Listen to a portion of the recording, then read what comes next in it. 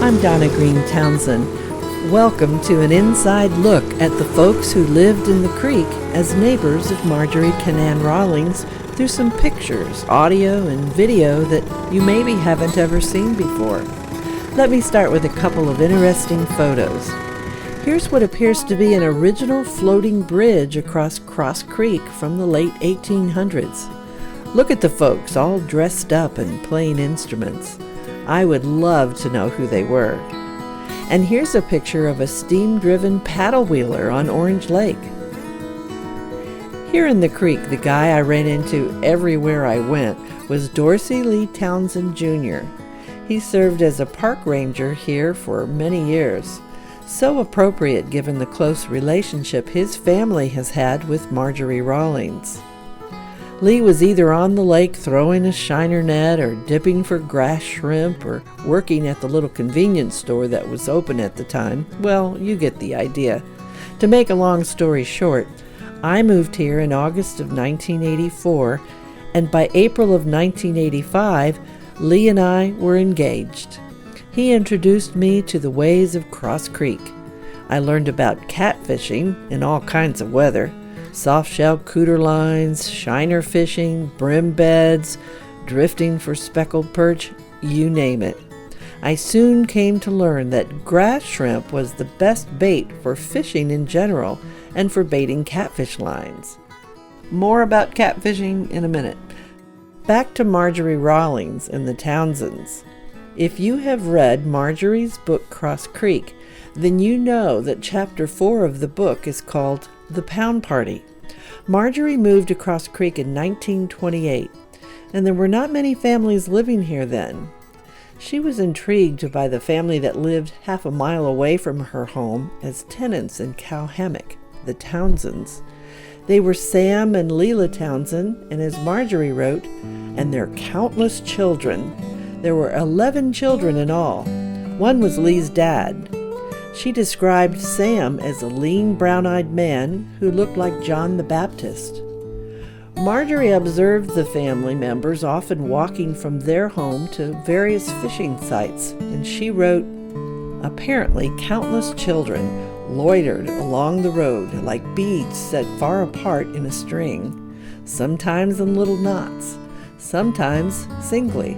They resembled neither St. John nor the woman, but among themselves were as alike as peas in a pod, and precisely the color of that vegetable when a little wilted.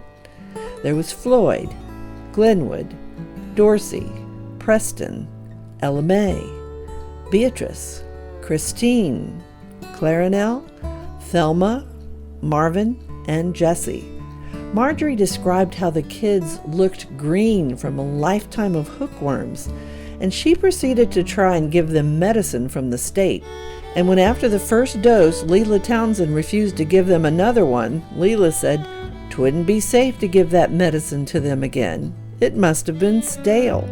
You can't trust nothing is free." Marjorie wrote, "I was beaten there."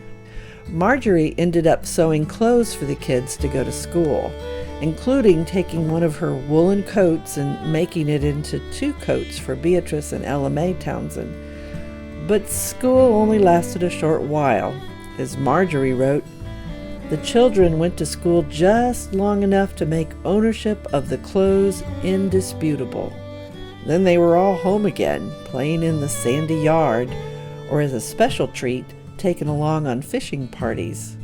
Marjorie went on to say, it would be satisfying, if sad, to tell of their tragic maturities. I can only report that they have grown up as healthy as anyone else, and within the limits of their congenital leisureliness, are living as active and prosperous lives as their neighbors. I am sometimes haunted by the feeling that it is I who could have learned of the Townsends. But back to the actual pound party. It was young Ella May and Beatrice Townsend who invited Marjorie to a pound party. Well, good morning, girls. What brings you out so early? Me and my roosters are just off the roost. My name is Ella May, and my mom would be glad if you'd come to our pound party. Well, I'd be glad to, but what is a pound party? You bring a pound of something. A pound of butter, a pound of sugar, or a pound of candy. A cake will be just fine. Oh, okay. Well, I'll bring my pound cake. You tell your mama I'll make a double batch of my largest cake. Bye, Miss Rawlings. Bye, girls. As you'll read in the book, Marjorie turned out to be the only guest. Sam and Leela's son Floyd was asked to play his harmonica. Blow some, Floyd. And Preston Pat was asked to dance. Sam talked about bringing Marjorie a mess of brim one day. The kids devoured the cake that Marjorie brought, and all in all, though a little awkward, it was the beginning of the relationship between Marjorie and the Townsends. She often hired the older kids for odd jobs. Floyd, Dorsey, and Glenwood picked pecans and beans for her. Money the family then used to buy their first, quote, automobile, wrote Marjorie. The younger girls often stopped by to visit. Like many of the families living in Cross Creek in the 1930s, 40s, and 50s, the Townsends not only made their living on Orange and Lochloosa Lakes, but they loved fishing. I love this painting by the late author and artist from Evinston, J.T. Glisson, of Leela Townsend holding and nursing one of her babies while fishing. Marjorie wrote, "Fishing was not only the family livelihood, but its delight. The Townsends would have sat all day with poles if they had been millionaires." I can say that was my impression too when I first moved across creek. I never really had a rod and reel, but I learned to appreciate using a cane pole. I often heard my husband say to me, "Just wait until I get you on a brim bed," just like his grandpa telling Marjorie, "I'll bring you a mess of brim one day." I finally got to have that experience, and it was fantastic. Of all the Townsends, aunts and uncles, I became closest to Ella May, and even named my first child, Ellie Marie, after her when I learned of the death of her only child, Dallas Slater. Ella May Townsend married Snow Slater on February 11, 1939. Snow was one of the many children of David and Annie Slater. Marjorie wrote a chapter in her book, Cross Creek, about the widow Slater. There was Alva, who worked for Marjorie, Huldah, Jenny, little Irene, Henry, who was handicapped. He had a watch store in Gainesville. Snow, and Rodney. In her book, Cross Creek, Marjorie referred to the youngest boy, Rodney, as crippled, and said he was known for his way with critters, especially crippled ones. Marjorie wrote, "I think Fodderwing and the Yearling must have been Rodney." The widow Slater helped Marjorie with her washing. Snow became a dear friend and grove man. Marjorie wrote about the day she went to leave a note for Snow to ask him to come and work for her. Quote, "I could not believe that I had come to the right place until a dog I knew for Slater property came from the woods with wagging tail. The camp was a palmetto shack, no larger than 6 feet by 8. I have seen only one other human habitation more primitive and desolate than this. A can of beans had made his last meal. I was glad the widow, grieving for his silent ways, could not see or know. I left a note pinned on the sacking. The next day he came to work, his face pinched from privation, his overalls shabby. He walked the 2 miles back and forth each day, and while the wages I could pay shamed me to offer, they were standard in the section." Eventually Marjorie raised his pay and wrote, "His lean, grave young face filled out, and his loose-limbed frame and decent shirt and cap and breeches replaced the soiled raggedness. He was a fine grove man, and we began a relationship somehow beyond that of an employer and employee. A bond was forged that will last as long as either of us lives." Marjorie soon realized Snow pined for his own piece of land, and when her fortunes improved, she raised his pay, and together they purchased for taxes land in the hammock off of Orange Lake. She wrote how Snow was one who needed only the slightest edge on life to master it. "We planned his house together," she wrote, poring when his work was done over the mail-order catalog for doors and windows and roofing. "He built the house himself in his off hours and on Sundays, and it is a good house. It has old orange trees around it and a magnolia tree by the gate, and the hammock soil around it is as rich as any man need for making his living. You can see the house and garden area and the magnolia tree and his old shack in these treasured video clips, possibly the only video ever taken of Ella May and Snow Slater. Come on, Ellie, let's walk to Ella May's. Come on, let's go. Put the stick down. Put the stick down. Get up there by Daddy. Watch the roots.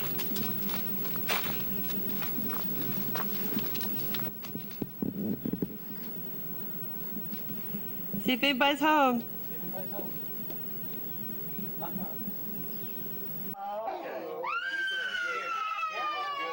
Come here, Ellie. Come to me, honey. Come on. Did you love Uncle Snow? Come here. Oh, my goodness. My goodness, my goodness. Ellie. I hear Ellie. I took those pictures for you. Put on your shoes if we go outside.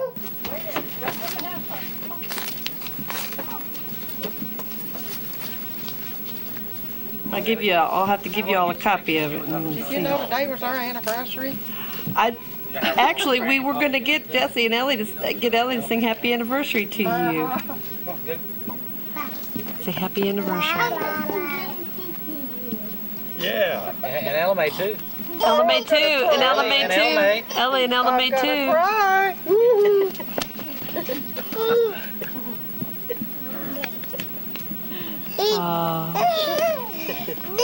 Go pick a flower. Okay, Ellie, go get a flower. Come here. Here, Ellie. Put that down. Hold my hand. Put that down. Here, Jesse. Flower. Here, come on. Go get a flower. You want to hold down Ella May's hand? And go walk toward that tree. You want me to go too? Yeah. Bring him. Ryan will hold your Come hand. on, come on, Jesse. Let's go for a walk. Come on, let's go pick a flower. Come on. Come on, let's go. Let's go pick flowers. Come on, honey.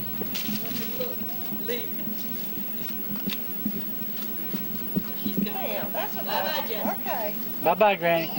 Come on, let's go show Mommy. Show Mommy your pretty flowers. Snow and Ella May, tell us what it's like to be married 51 years. You wouldn't like to know, I bet you.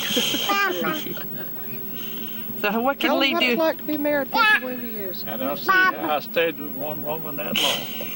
A lot of fish, right? Happy anniversary to you. You sound just like one, Jenny. Come on, see here. Look You know at what here. Uncle Snow does with that tractor? I'll get up here. He fixes the ground and plants pretty tomato, sets Come out on. pretty tomato plants. You want to get up here? Hey, you want to drive the tractor? Drive the tractor now. Yes, see the steering wheel? Look at the pretty magnolia. Come here. Let me show you. Let me show you. Look here. Look at there. See? You want me to give you some of it? See if we can break it. Look how pretty. See? Isn't that pretty? Good love and Ella May. Magnolia Good tree. love and Ella Magnolia May. tree. Good love and Ella May. Okay. Good love and Ella May. Come here, Good love Pumpkin. and Ella May. Come on, Pumpkin. Magnolia tree. You going home? Pretty soon. Ellie got me some. Yeah. You got one. And Ella May got you all kinds of stuff. Double armor. Okay, what about Uncle Love and Ella Snow? May. Love and Ella May. Now you gotta get Snow. Get Get Snow a Uncle love Snow. too, Ellie. Ellie, give Uncle Snow some The love. double armor. Give Uncle Snow a She's got her love. hands Ellie. on. She don't want to put her hands on. Ellie, Uncle Snow over here wanting some I love. need to get that on tape too. Tell Uncle Snow how much you love him. Her hands on. She's in the water. Come on. We love you guys. Happy anniversary. Happy anniversary. Thank you. Good. Thank you. Happy anniversary to you.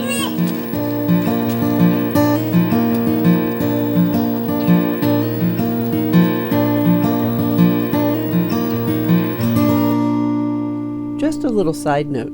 There was another creek resident who lived in the shack next to Snow's little shack. His name was George Fairbanks. These two pictures of him, one with Dorsey Townsend Sr. and one with some other Cross Creek residents, are the only two pictures I've ever seen of him. George was well known for his speech impediment and unique ways. The Fairbanks used to own quite a bit of land around Cross Creek, but hard economic times changed all that.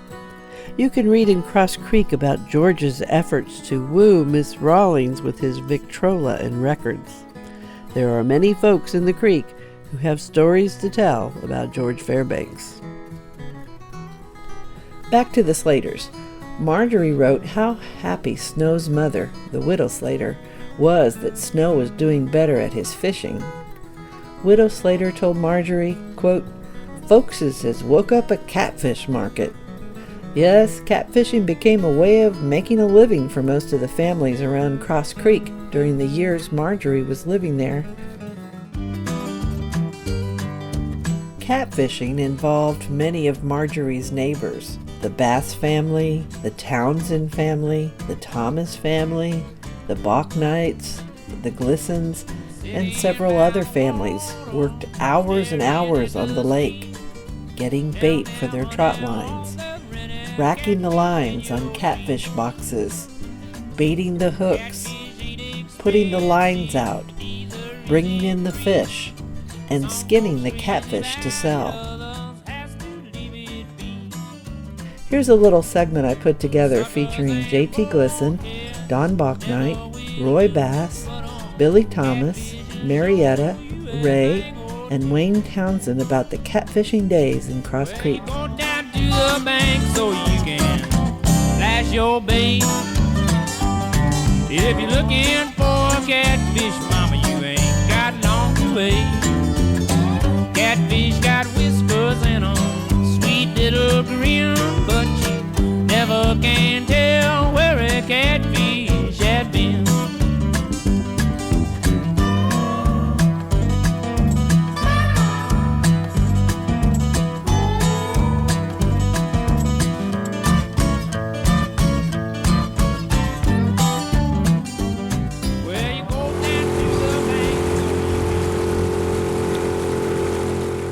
Nothing like home, out on the lake, being feel like young king out in the wild.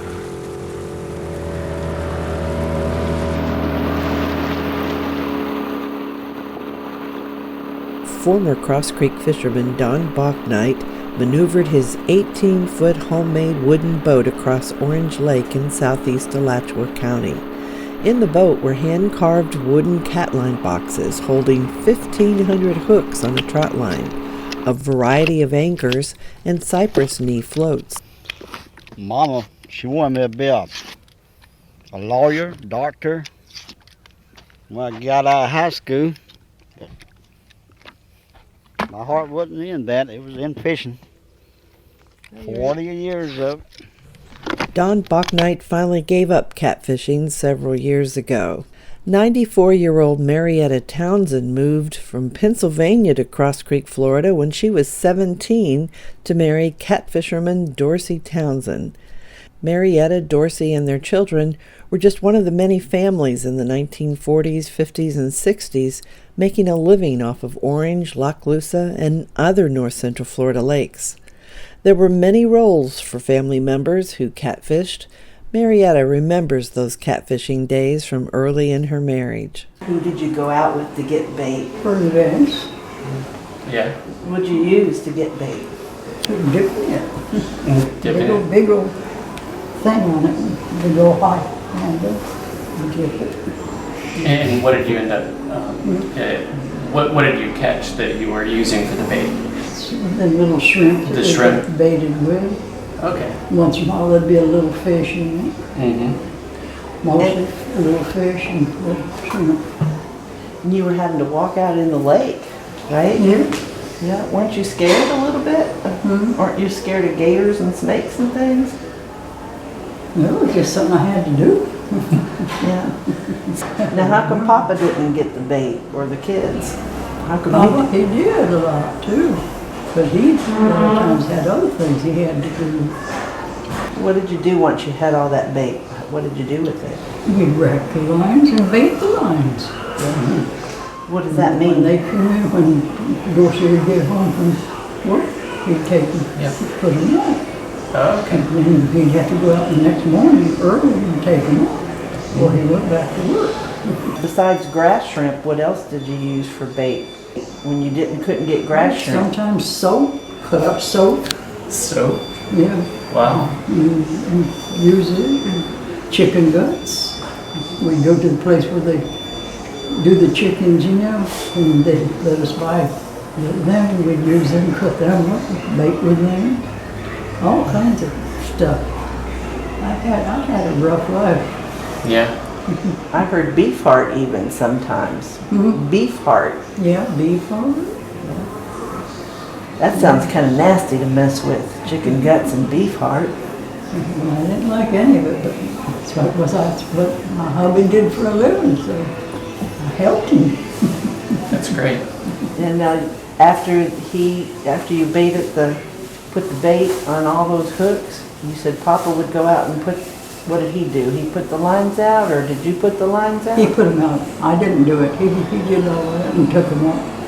And so, was there an average of how many catfish you might get in a day? You never knew. It depended on how many of them decided they wanted to bite. Now, who cleaned the fish? Who cleaned the I helped fish? clean the fish. You did that too? So you got the bait, you racked the lines, and you cleaned the fish? You're quite a woman. It's a lot of work. It is. Marietta's older children, like Ray, were expected to help in the family catfishing business. Probably around 5 years old. Yeah, it was catfishing, commercial fishing was all hands evolution, more or less. It was everyone who was old enough and could participate had to participate because there was just so much to get done. You know, from the time Daddy would come in the morning with the lines, fish to be cleaned, lines to be racked, and then you carry over into lines to be baited, and so it was once you were old enough, and I'd say around 5 I can remember Mama actually teaching us how to do the line. Daddy was not all that much into training us, so she did, and you know, we were excited to learn. I was excited to learn, and then after a while I was wondering why I was excited to learn because it became really a boring job, but it was a job that had to be done no less. What was your role mainly? Well, primarily initially was racking the lines.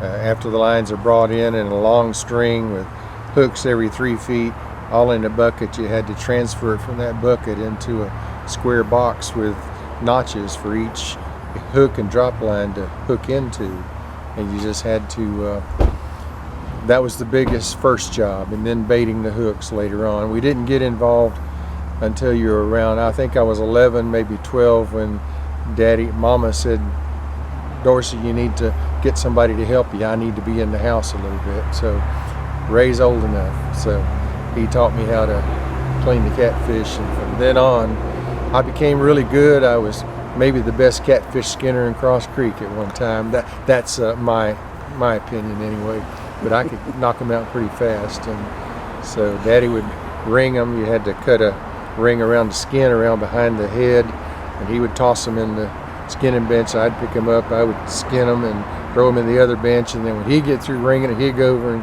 and do the gutting, you know, of the fish. So it was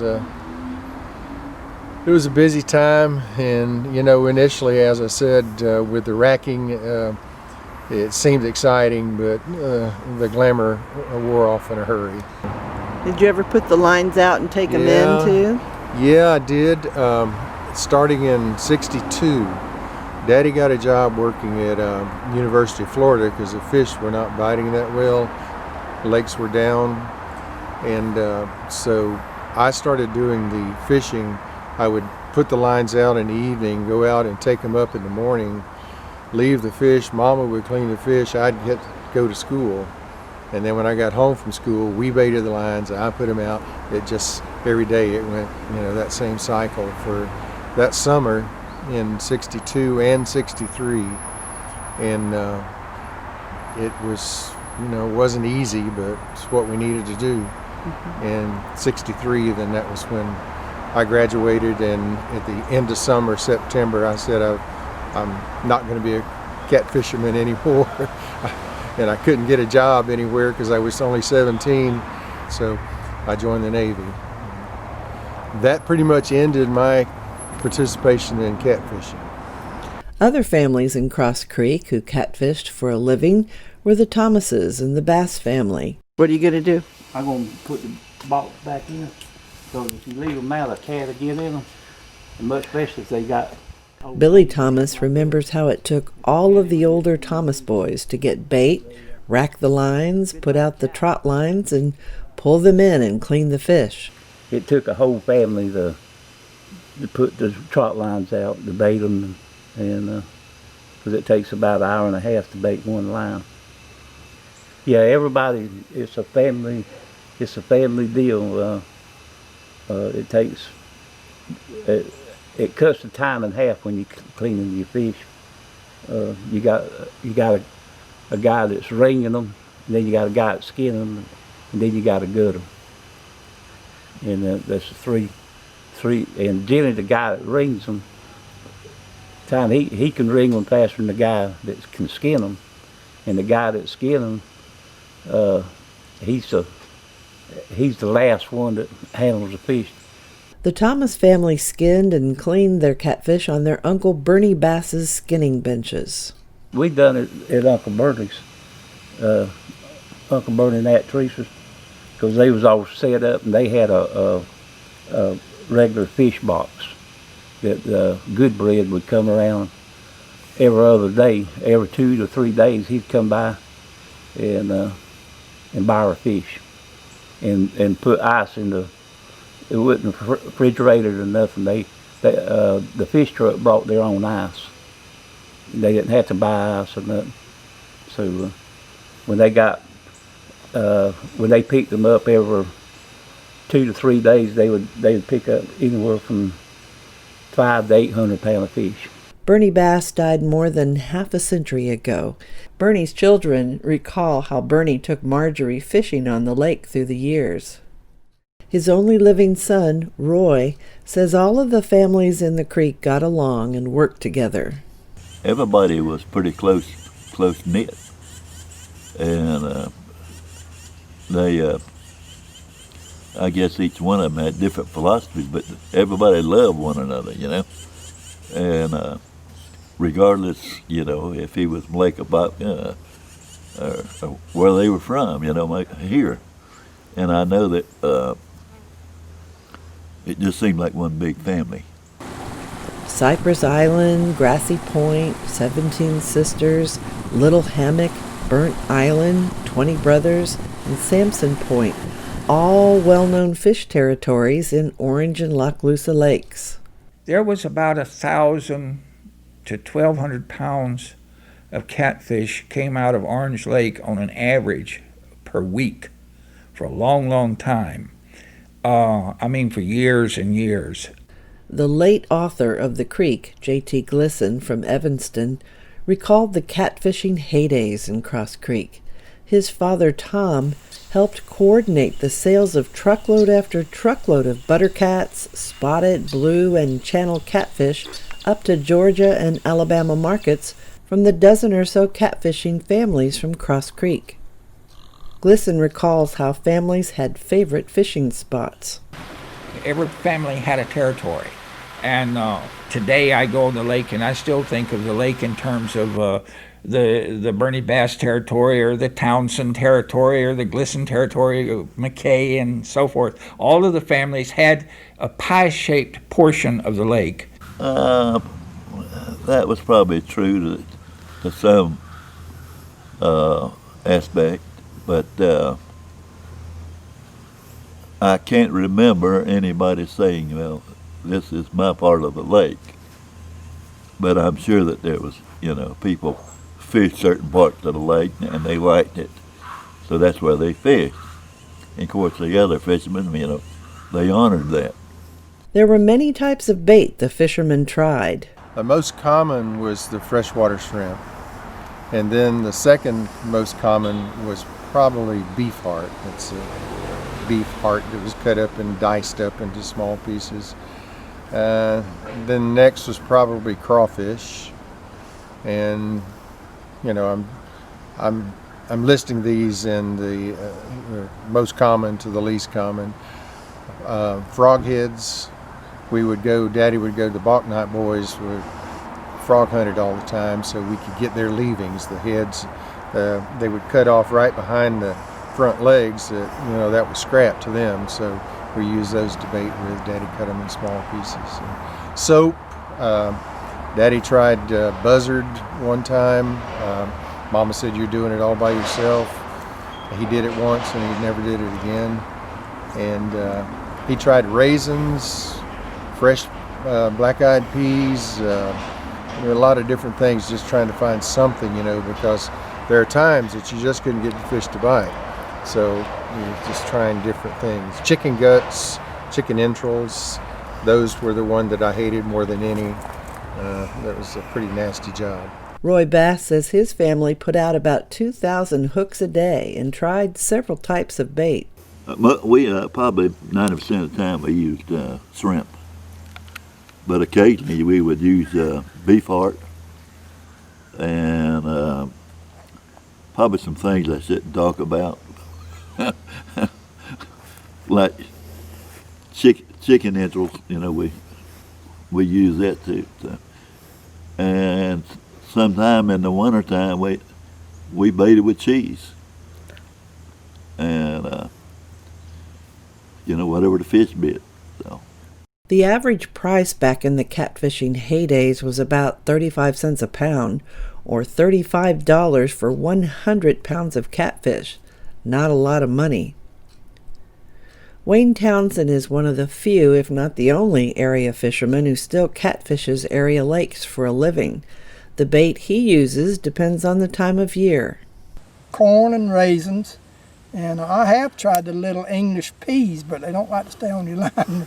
Cheese, I've used cheese, soap, tinfoil, March tinfoil bait.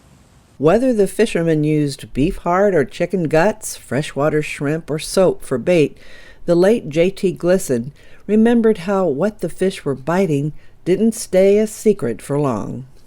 There was a thing that no one would be so greedy as if they found something the fish would bite. They would immediately share it with everyone because there was always this attitude that there was plenty of fish out there for everyone. It was just a case of knowing how to catch them and how to do it. And always, said Glisson, there existed an eternal optimism about the task. Catfish could be the most cantankerous thing in the world about what they would bite and when they would bite. It was always an assumption that if I can find the right bait, they will then be a fish on every hook and prosperity will reign on us all. Wayne Townsend has even discovered that certain catfish love to eat marshmallows. Channel cat's the only ones that likes candy. I don't see how they stay on the hook, Wayne. They do. They'll firm up a little bit. What you do is you just get you a handful of them, start putting them on.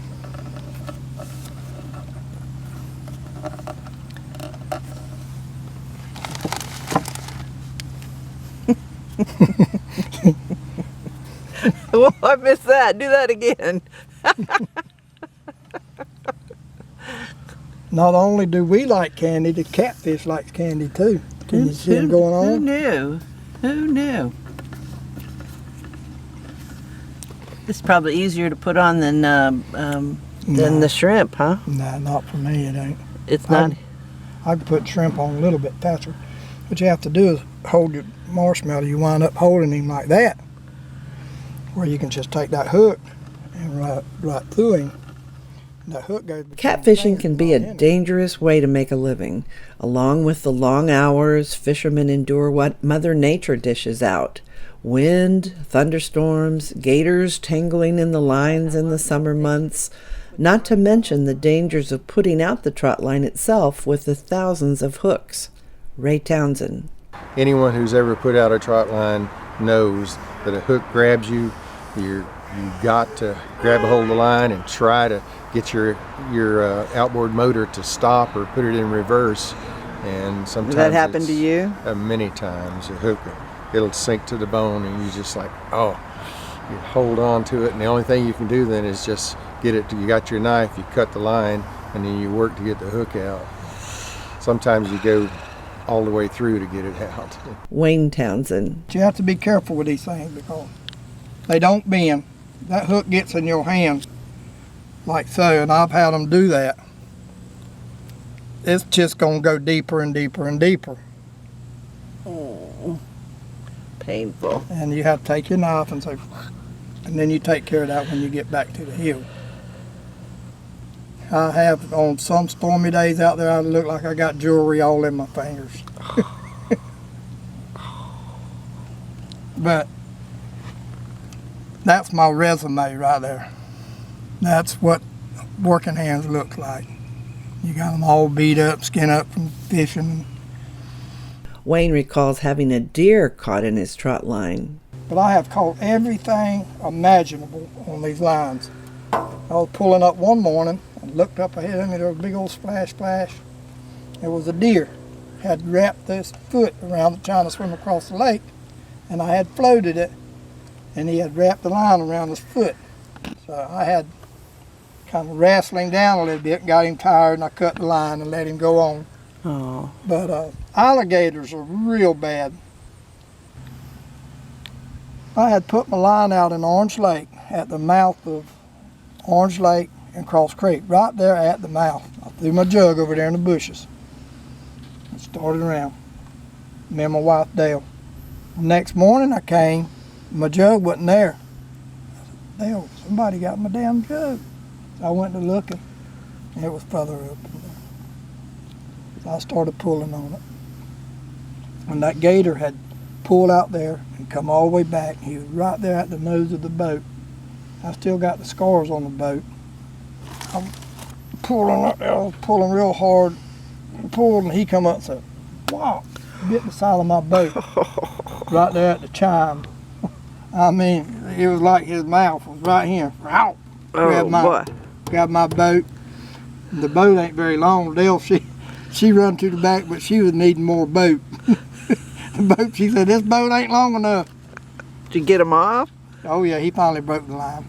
But that's where you'll get, if you're not careful, and wrap that line over the edge of the boat where you can put pressure on it to hold him. Then the dead burn hooks will go in you. Wayne Townsend, who is now 68, learned catfishing from his dad Preston as a young boy. He now lives near Grove Park. He says he is proud to keep the skill of catfishing alive. But times was hard, but they were good. You know, like I say, it was an honest way to make $1. But now they got so many rules, so many regulations that's making it harder and harder. It's a dying trait is what it is. Commercial catfishing is dying out. You're the only one I know that still does it. Even Don quit many years ago. Yeah, all the boys around Lochloosa is either passed or they just don't do it anymore. But I'm 68 now, and I'll probably do it until I'm 108, I hope. Sitting by the water, staring at the stream. Tell me, honey, all the pretty catfish in your dream.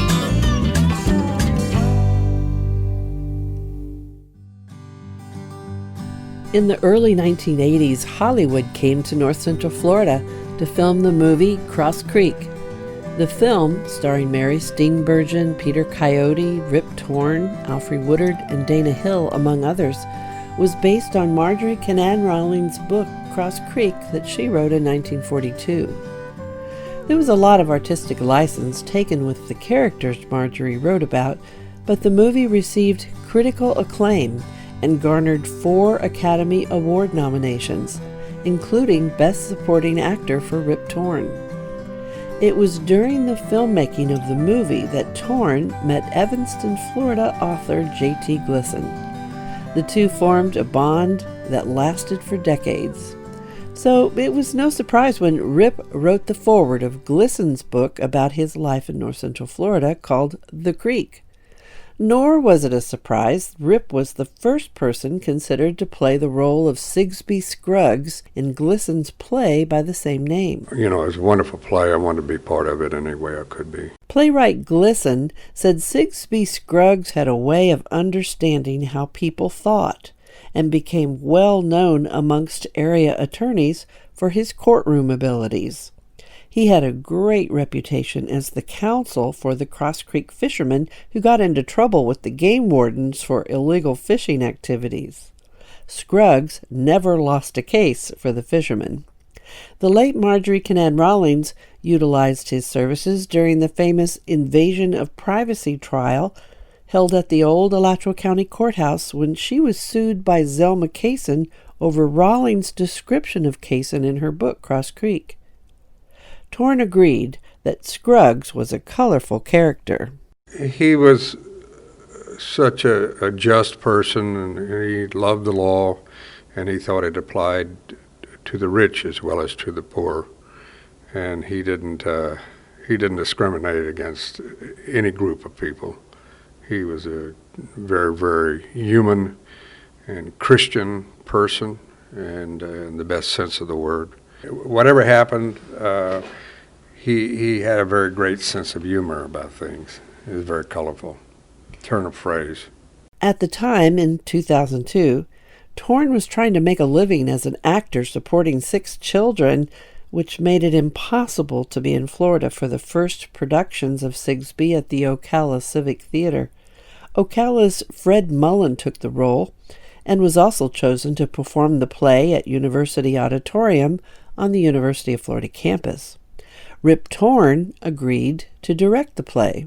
Though I was the first choice to play it, I don't think that anybody can see anybody but Fred Mullen in the part right now, you know. So he's going to play it till he gets tired of playing it. If he gets tired of playing it and he gets a big movie job or does something else, then it'll be my turn. Torn arrived in Florida just before rehearsals began and made a couple of stops to some of his favorite spots that he discovered when filming in the state in the early 80s. Well, I just love being down here. I really feel at home. And yesterday, before rehearsal, I drove all down to Cross Creek and Citra and went down to Spar and Anthony and cut across over and Fort McCoy and went and took a swim in Salt Springs and got back, and I wasn't too late for rehearsal. Torn even got in a little fishing on Lake George. I've been fishing twice since I've been here. I was going to say it was a giant bass, but it was a giant gar I caught on a spinnerbait. But it gave me quite a tussle. I thought I had at least 11-pound bass. And then when they came into the surface, I said, I think I got a mudfish. Rip Torn had 200 credits in his 7-decade career in film, television, and theater.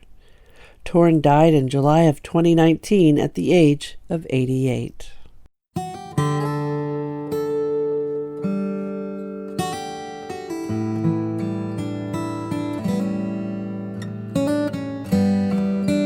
Your dad, Berney, was a good friend of Marjorie Rawlings. He worked for Miss Rawlings. What did he do? He worked in Orange Grove there, and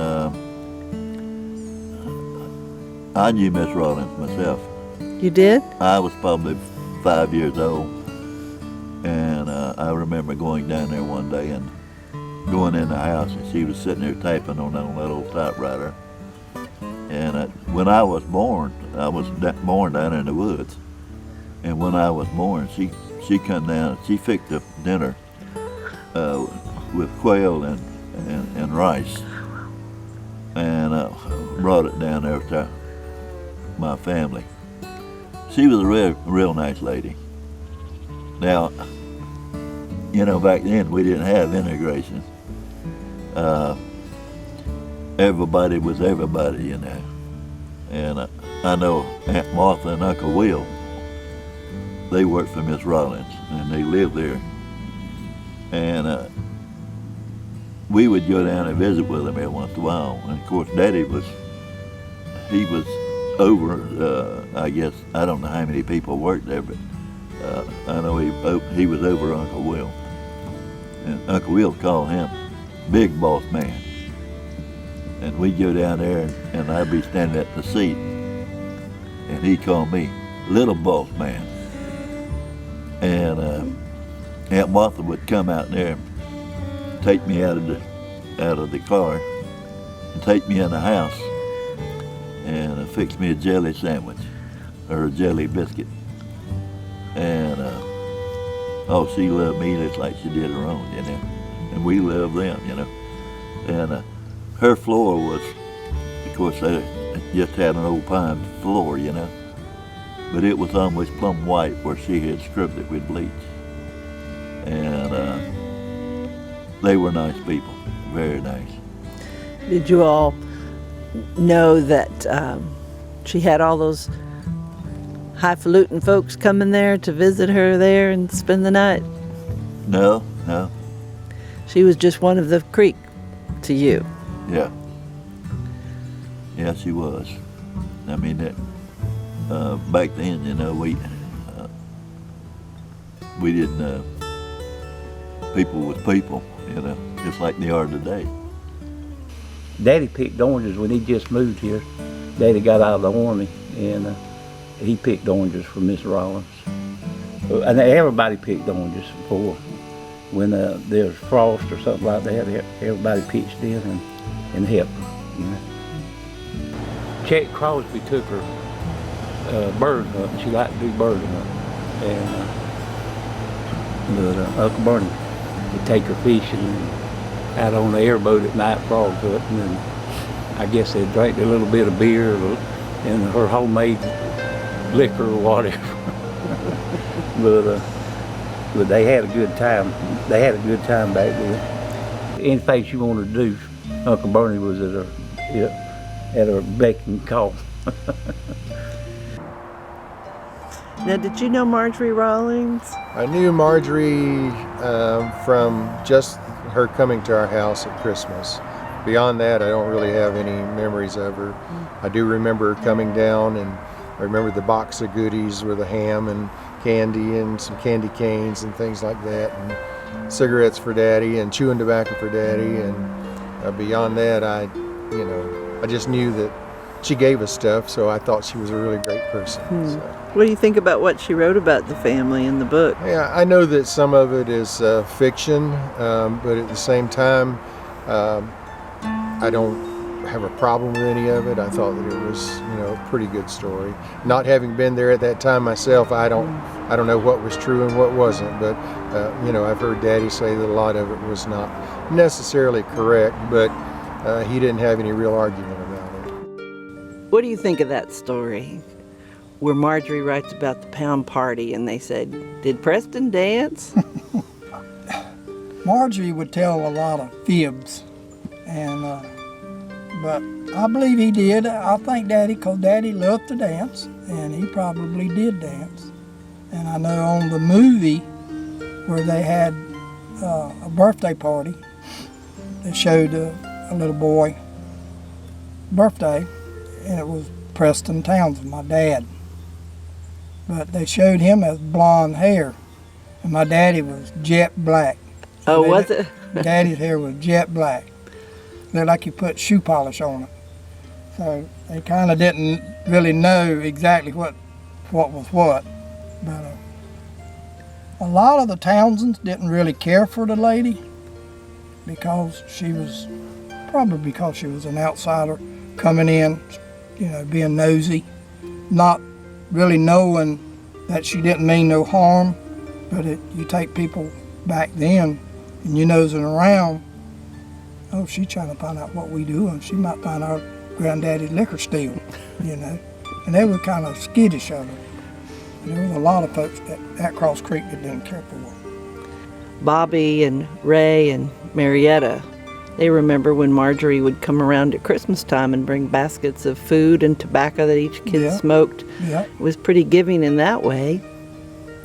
She was like I say, it was probably not her. She was just asking a lot of questions because she was having to write books, wanting to learn the people. And our people, they probably kind of got used to her, but to begin with, she was an outsider coming in, being nosy.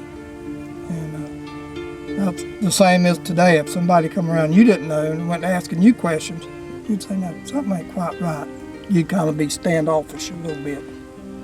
I like the part when she writes about I guess she, hired Glenwood and Uncle Glenn, Floyd and Dorsey to pick pecans and beans and give them money. Mm-hmm. And then they bought apparently the family's first, car with that money. That's kind of neat. Uncle Glenn, he done a lot. Daddy was telling me that. He was the main one that done a lot of work for Miss Rawlings. He would walk from off the River Styx Road. There was a little house, wooden shack that they lived at, Aunt Lottie and Uncle Glenn, 3 or 4 little young'uns. You could look through the cracks in the wall. But he would walk from there to Cross Creek. From the River Styx Road, it was called the Old Jackson Place. You know where Curtis lived? Just past him was a pond on the right. Just before you got to the pond was the old wooden shack, and that's where Uncle Glenn lived. And he would walk from there all the way down to Cross Creek to get to work for that lady. Now, relationship she seemed to have the strongest, from what I can tell, is, with Snow, when she helped him get that land and buy the stuff to build the house. Once people got used to her and seen that she didn't really come in there, trying to find out where the little liquor still was, they started warming up to her. She was a newcomer, and they didn't want no part of her to begin with. But then they seen, well, she done this for Uncle Snow. And they started kind of getting a little bit, coming out the bushes, getting to meet her a little bit more. Ella May and Snow Slater continued to be my family's closest neighbors back in the hammock and remained endearing to my children through baptisms and services at the Windsor United Methodist Church, daily activities, Christmas and birthday celebrations, and, well, just daily life. Ella May died on September 17, 1994 from complications of her diabetes and kidney dialysis. Snow, though nearly blind, moved in with Dorsey and Marietta Townsend, my in-laws. I love these pictures of Snow, Dorsey Sr., Marietta, and J.T. Glisson, and my very young son, Dorsey III, where J.T. stopped by to talk about old times at the creek. He drove up in his old Model A or Model T car. That's young Dorsey in the car. J.T. even gave us a ride. Snow passed away on September 19, 1997. J.T., or Jake as many called him, was not only an author and entrepreneur, but an artist. Just as Marjorie Kinnan Rawlings allowed J.T. to look over the shoulder of N.C. Wyeth as he sketched illustrations for Marjorie's Pulitzer Prize-winning book, The Yearling, J.T. took young Dorsey Lee Townsend III under his wing to teach him about the love for art. Here's one of the results of that kind of tutorship a few years later. Young Dorsey's painting of a sunset on Noonan's Lake. One of the last times I really talked to J.T. was at the funeral service for Berney Bass, who died January 23, 2014. Berney Lee was the son of Marjorie's friend Berney Bass.